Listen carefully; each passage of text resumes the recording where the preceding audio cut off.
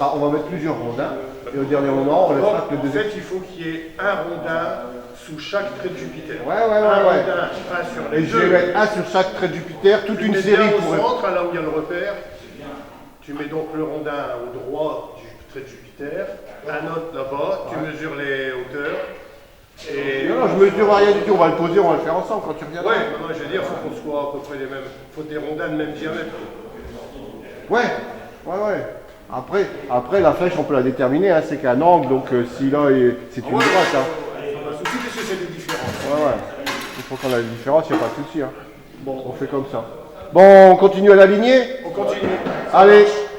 Dernier point technique sur la méthode. Dans une poignée d'heures, Alwyn Keir va sortir de son cocon.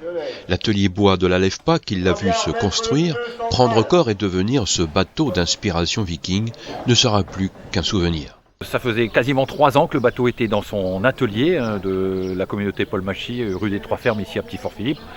Donc 3 ans de beaux chantiers, un superbe chantier bien mené par une belle équipe de bénévoles, bien encadré, bien drivé par les cadres de l'assaut. Ce samedi matin 16 avril 2022, toute l'équipe de la Chemfra est un peu fébrile.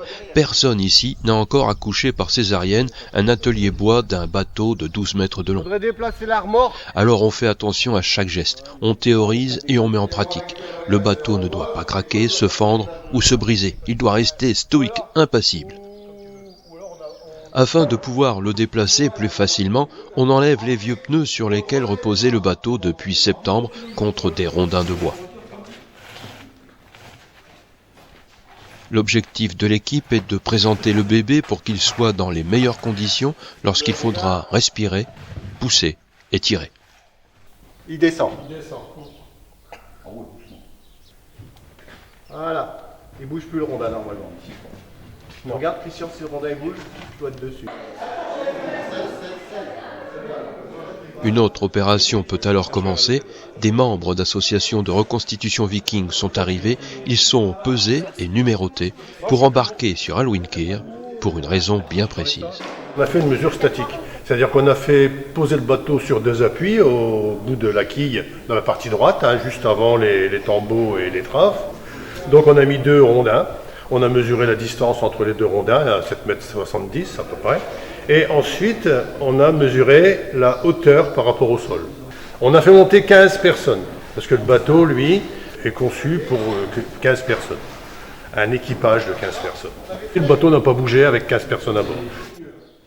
Parmi les sages-femmes qui vont aider à la sortie d'Alwyn Keir, le député Paul Christophe, Alain Bonneface, adjoint au maire de Gravelines, et tout un équipage d'amis de la Chemfra.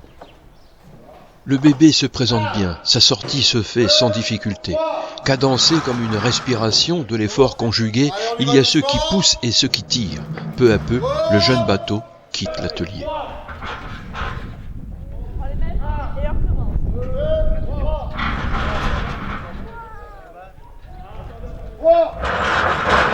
Un dernier effort, un dernier souffle et le bateau est dehors.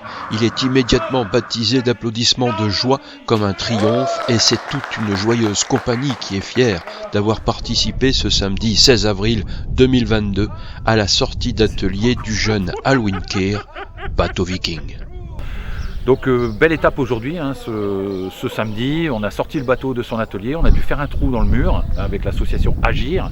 Merci à eux, ils ont très bien bossé dans les délais.